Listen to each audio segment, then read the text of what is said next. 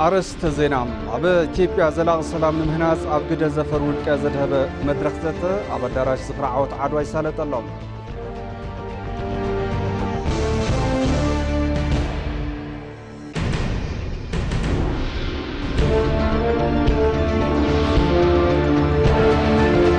أب أديس أبابا متحلل فروش تمريتن مزناقع بوتان 4 كيلو بلازا هنصتو ملو بملو تزازيبو قلقالوت مهاب جميروم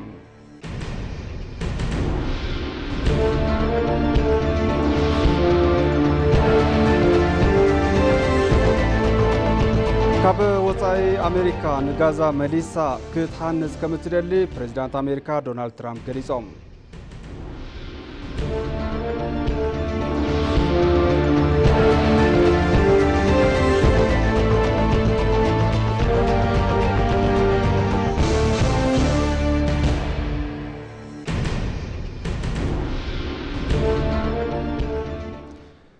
سلام طعنا بالله زخوركم تملكتنا كما يتمسيو لك ساعات حدا خوينو كم تلمود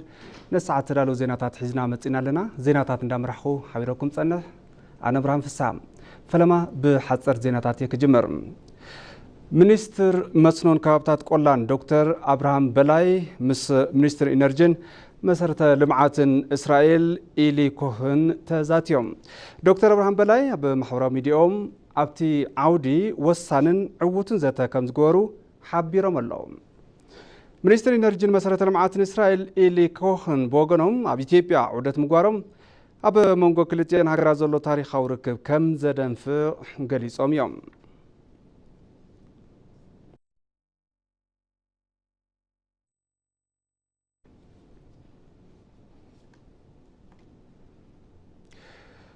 أب إثيوبيا زلاق سلام نمهناز أب قد زفر ولك زاد هاب مدرخ زته أب دراش زخرع عوت عدوى يسالة اللهم أبتي مدرخ أما خاري محورة قديات قدماء منستر داكون دانيال كبرت منستر سلام محمد إدريس بريزيدانت بيت مقري زفر محورات النقدن إثيوبيا سبسب أبا فران حويسو حلفتي سراح منقستن كاب كلن كلات استوصاصو توكلت زفر ولكان ترقيبهم يوم أيت محمد إدريس هاجر نقطنتن عمونغو زبطات زلاقي متسان نخفترن محبرة سب نقدي قدؤون كواتا حاتيتهم سلام نممتا قدا منقست تراح أخولا يكونن زوالوتو منستر دمبرو تسيد كله بمخانو محبرة سب نقدي أبوتات هايمانوتن كلهم آكالاتن قدؤم كواتو كمزقبام آغنزيبهم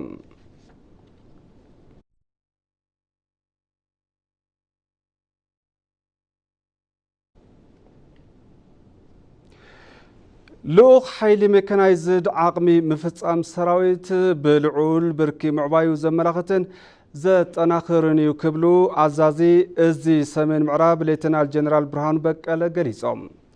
ليتنال جنرال برهانو بكالم عبا وفري زوبا ميكانايزد حيلي بمركاب تعزبت غيرهم ابتي اوان عند حق سراوي زخون حيلي ميكانايزد اب زخون يكون بوتان غزن وفرن لوختون بزل على بركي مفتام ابزق البركي دلو نتي ركبيلهم كم تكال زبانو زتقلبن بروفيشنالن سراويت ناي مهنات لوختو بعتوب نا تسرحم كم زركب مقلاصوم ون كاب محوراو ميديا سراويت مكلخال حاجر زرقمنا حبريت يردم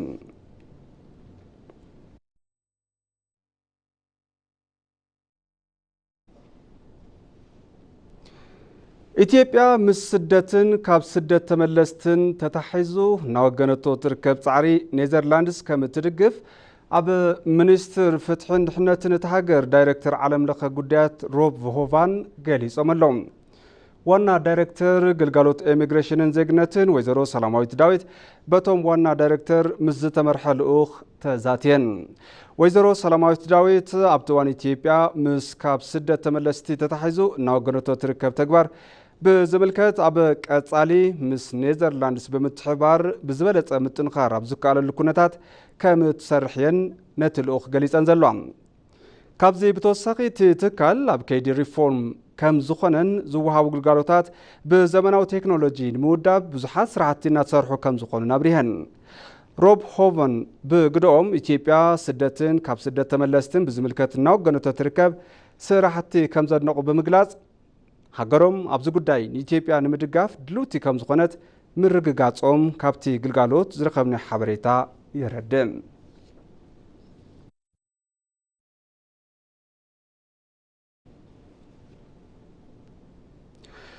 متحلالفي وشت مريتن مزناقعن 4 كيلو بلازا قلقالوت مهاب جميروم أب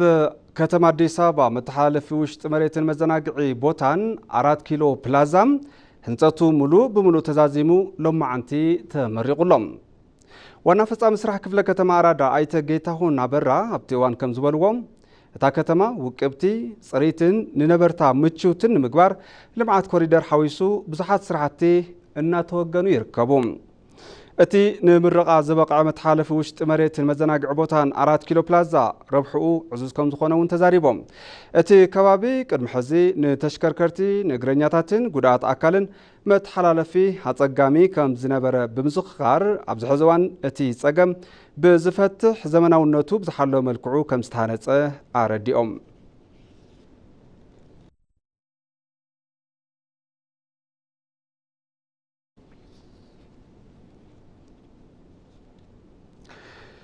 أب تشيك ريبابليك كتما أوستارفا أب استقايد وددر 3 متر وشتغزام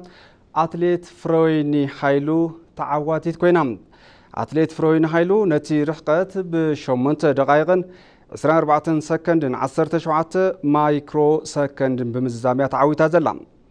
ورنانيت كبروسن وددر 1500 متر وشت غزا فروين هايلو أب أوستارفا زمزغو توصيت نايت بوتا قلطوف ساعات كوينو تمزغي بلو تباهيلوم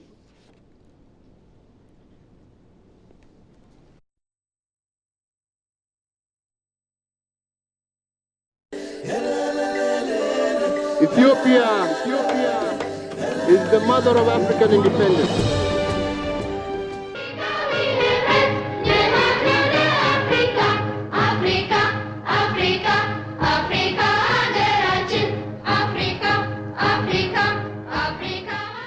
እኛ አፍሪካውያን በአሁኑ ጊዜ በዓለም ላይ የተለየ ስፍራ ይዘናል። ብዙ መቶ ዓመታቶች በጭቆና በባርነት የኖርን በመሆናችን ማናቸውም ህዝብ ነፃ ሆኖ ሊኖር ይገባዋል ብሎ ለመከራከር ከኛ የበለጠ ሊኖር አይችልም።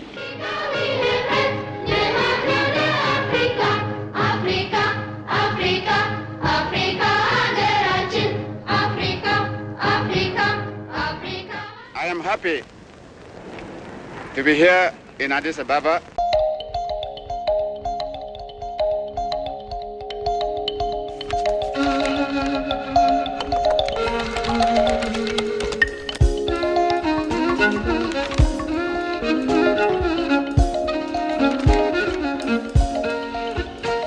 የአፍሪካ ማህበር ሰብሳቢ አብሳሪ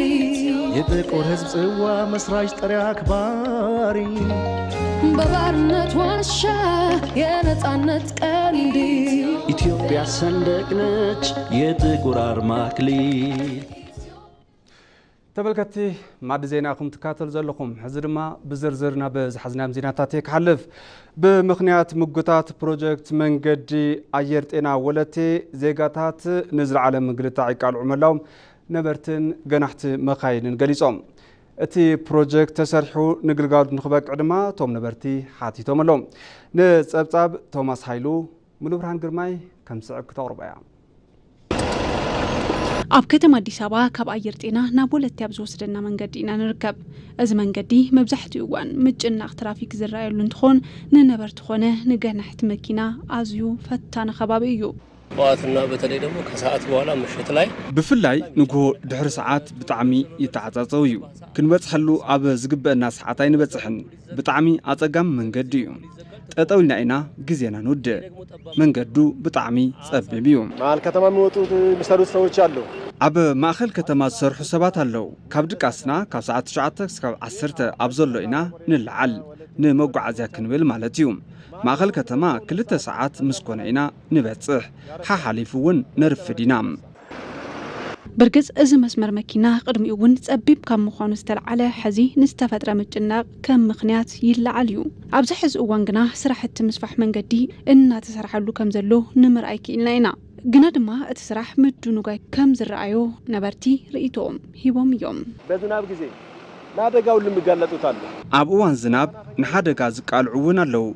بطعمي أتقامي إيو إذا من قدي مسمر جمعيو ካልእ መሕለፊ የለን እዚ ንነበርቲ ኾነ ንገንሕት መኪና ኣዝዩ ፈታኑ ዝኾነ መንገዲ ብቕልጡፍ መንግስቲ ሰሪሑ ንኸረክቦም እቶም ነበርቲ ሓቲቶም እዮም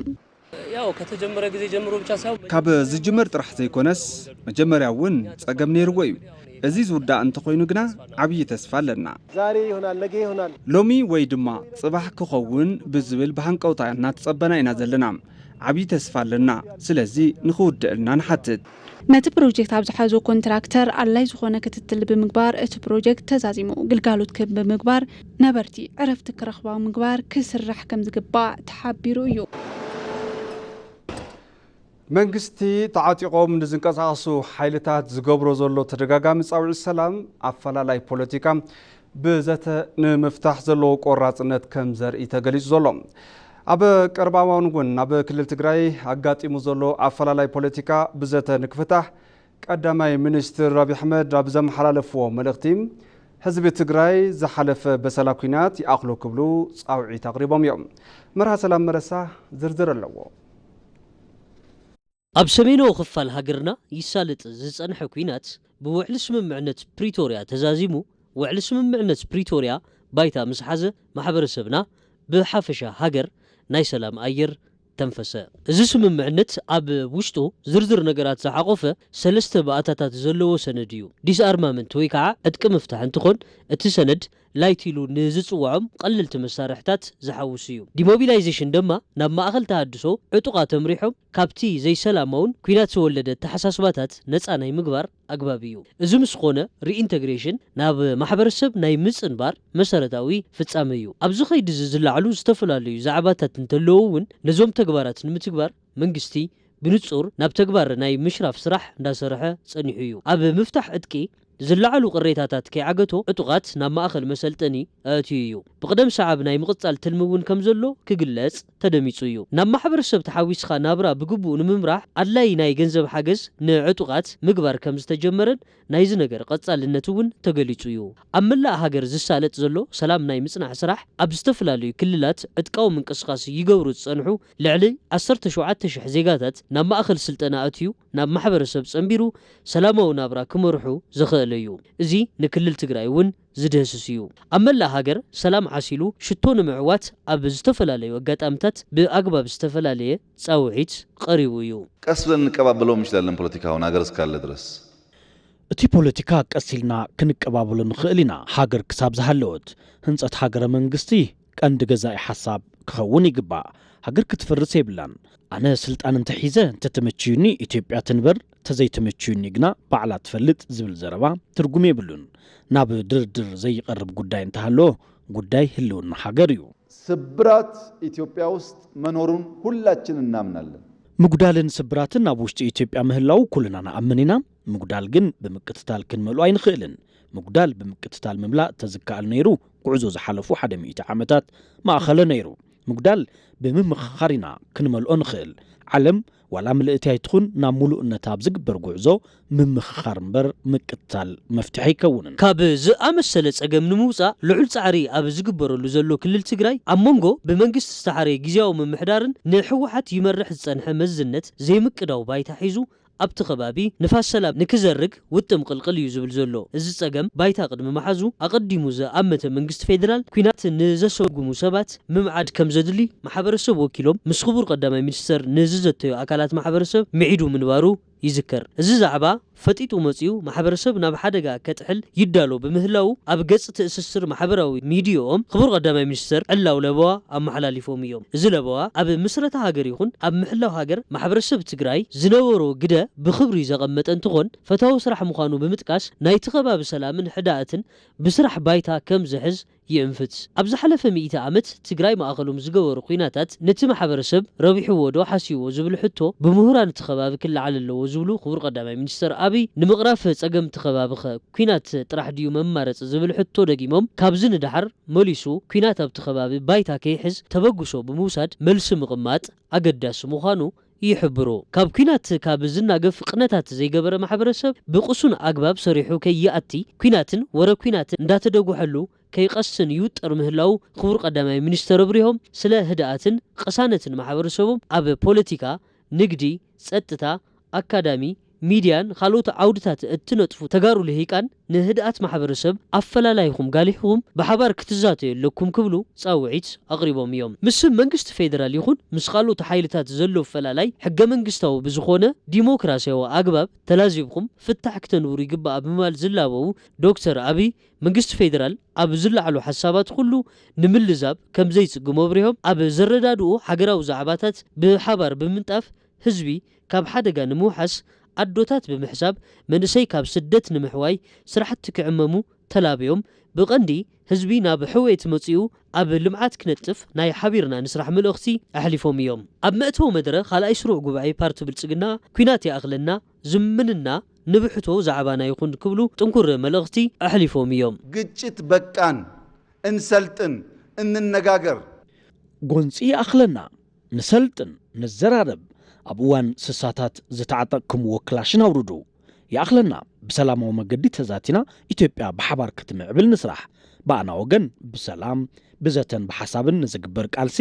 ብልጽግና ፍርቂ መገዲ ናይ ምኻድ ልምዲ ኣብ ዝሓለፈ ኣርእዩ እዩ ሕዚ እውን ኣጠናኺሩ ይቕጽል። አፍሪካ አፍሪካ አፍሪካ ሀገራችን አፍሪካ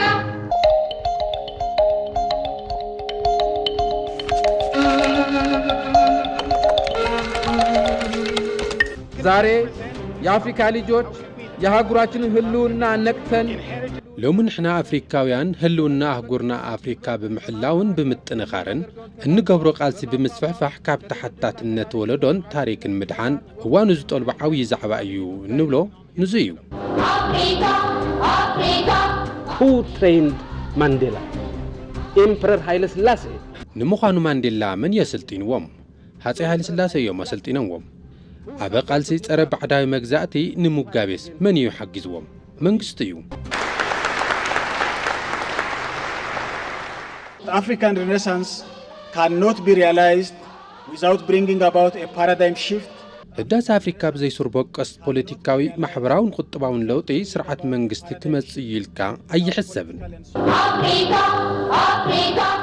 The way we see ourselves as Africans. ዓርስና ከም አፍሪካውያን እንሪኦሉ መንገዲ ሃገር በቀል ታሪክናን ዛንታናን ብምምሕያሽን ቀዳምነት እንህቦም ዛዕባታት ክኾን ይግባእ። አፍሪካ አፍሪካ አፍሪካ ሀገራችን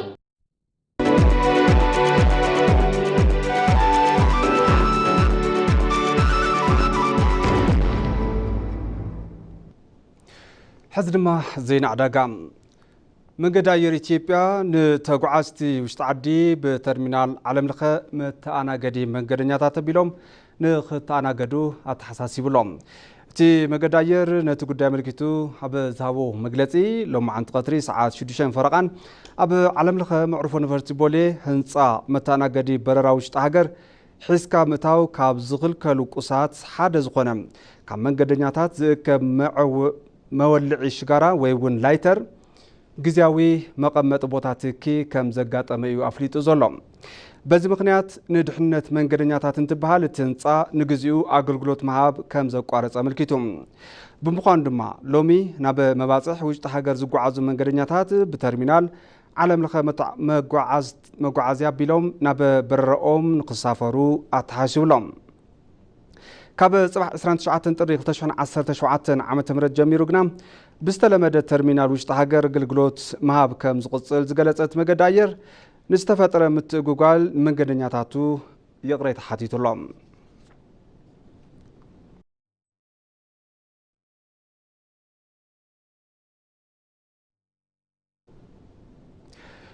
ሲምፖዚየም ሕብረት ስራሕ ማሕበራት ምክያድ ጀሚሩ ግደ ማሕበራት ሕብረት ስራሕ ንምዕባለ ኢትዮጵያ ብዝብል መሪ ሓሳብ እዩ እቲ ሲምፖዚየም ዝካየድ ዘሎ። ኣብቲ መድረኽ ሚኒስትር ሕርሻ ዶክተር ግርማ ኣመንቴ፣ ምክትል ከንቲባ ከተማ አዲስ አበባን ሓላፊ ቢሮ ልምዓት ኢንዱስትሪን ጃንጥራር ኣባይ፣ ኮሚሽነር ሕብረት ስራሕ ኢትዮጵያ ኣምባሳደር ሽፈራው ሽጉጤን ኮሚሽነር ሕብረት ስራሕ አዲስ አበባ ልዕልቲ ግደይን ሓዊሱ ዕድመ ዝተገበረሎም ኣጋይሽ ተረኺቦም ኣሎም። ኣብቲ ሲምፖዚየም ዝተፈላለዩ መጽናዕታዊ ጽሑፋት ቀሪቦም ዘተ ተገይርሎም ኣሎም። ኣካል እቲ ሲምፖዚየም ዝኾነ ዓውደ ምርኢት ሕብረት ስራሕን ባዛርን ካብ ጽባሕ ጀሚሩ ኣብ ኤግዚቢሽን ማእከል አዲስ አበባ ከም ዝካየዱን ተገሊጹሎም። ክሳብ 3 ለካቲት 2017 ዓመተ ምህረት ኣብ ጸንሕ ዓውደ ምሪትን ባዛርን ካብ ዝተፈላለዩ ከባብታት እቲ ሃገር ዝተውጻጹ ማሕበራት ሕብረት ስራሕ ከም ዝሳተፉ ግልጋሎት ዜና ኢትዮጵያ ጸብጺቦሎም።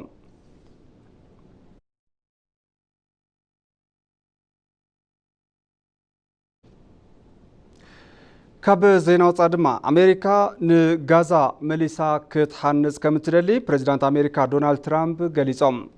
ፕሬዚዳንት ኣሜሪካ ዶናልድ ትራምፕን ቀዳማይ ሚኒስትር እስራኤል ቤንያሚን ኔታንያሁን ኣብ ጉዳይ ኩናት እስራኤል ጋዛ ብምድሃብ ተዛትዮም። እቶም መራሕቲ ዘቶም ኣመልኪቶም ኣብ ዋይት ሃውስ ኣብ ዝሃብዎ ሓበራዊ መግለጺ ኣሜሪካ ኣብ ጋዛ ብምርካብ ናብ ንቡር ኩነታት ብምምላስ ዳግም ክትሓንጻ ከም እትደሊ ተዛሪቦም። በዚ ድማ ሃገሮም ኣብ ጋዛ ዘይፈንጀሩ ቦምብታት ብምርኣይ ንግዛኣት ፍልስጤም ከተልምዕን ከተወቅባን እያ ክብሉ ተዛሪቦም። ኣብ ማእኸላይ ምብራቕ ዝርከባ ሃገራት ቅድም ክብል እዚ ሓሳብ ውድቂ ገይረንኦ ዝነበረ ይኹን እምበር ትራምፕ ጋዛ ዳግም ኣብ ትነጸሉ እዋን ፍልስጤማውያን ካብ ጋዛ ወፃእ ክሰፍሩ ሓሳብ ኣቕሪቦም ነይሮም እዮም ክብል ቢቢሲ ጸብጺቡሎም። ኔታንያሁ ብግዶም ትራምፕ ዘውጽዎ ትልሚ ትኹረት ክወሃቦ ዝግባእ ሓሳብ እዩ ክብሉ ተዛሪቦም።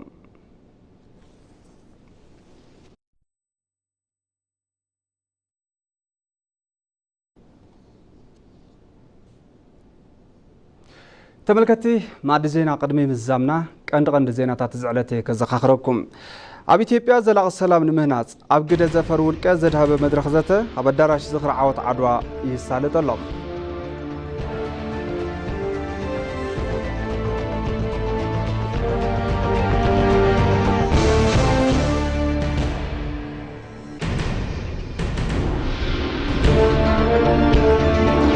ኣብ አዲስ አበባ መተሓላለፊ ውሽጢ መሬትን መዘናግዒ ቦታን 4 ኪሎ ፕላዛ ህንጸቱ ሙሉእ ብምሉእ ተዛዚሙ ግልጋሎት መሃብ ጀሚሩ።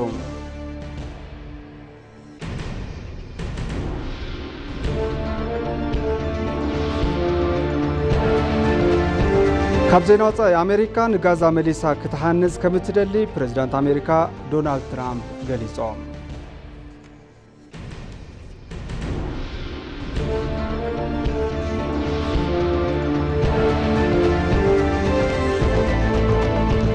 ባርከስ ተመልከቲ ማዕዲ ዜና በዚህ ዛዚምና ስለምትከታተሉን አዚና ነመስገን።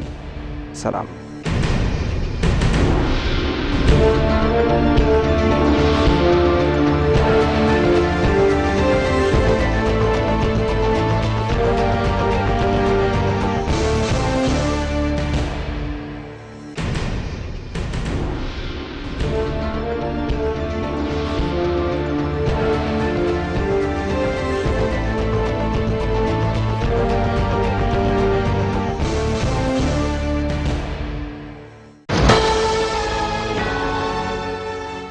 ምልክታ بعينቱ ፍልይ ዝበለ ኮንፈረንስ ተዳልዩ ኣሎ። መራሕቲ ኮሚሽን ሕብረት ኣፍሪካ ዘካይድዎ መበል 38 ስሩዕ ጉባኤ ሕብረት ኣፍሪካ ቅድሚ ምጅማሩ ዝካየድ እዩ። እዚ ዋዕላ ካብ ብርክ ዝበሉ ሃገራት ኣፍሪካን ካልኦት ክፍለ ዓለማትን ዝመጹ ተሳተፍቲ ምዕሩይ ሃዋህው ዝፈጥር እዩ። ንኩነታት ለውጢ ኣየር ዘይስኮን ዓለም ለኸ ፍርያት መስኖ ብዝብል ብሚኒስተር መስኖን ከባብታት ቆላን ጉባኤ ተዳልዩ ኣሎ። ሚኒስተር መስኖን ከባብታት ቆላን ውሕስና ምግቢ ንምርጋጽ ብዝለዓለ ትልሚ ኣመላ ኢትዮጵያ ኣብ ልምዓት መስኖ ልዑል ዓቕሚ ኣብ ምህናጽ ዝርከብ እዩ። ካብ 5 ለካቲት ክሳብ 7 ለካቲት 2017 ዓ.ም ኣብ ሙዝየም መዘከርቲ ዓወት ዓድዋ ብለውጢ ኩነታት ኣየር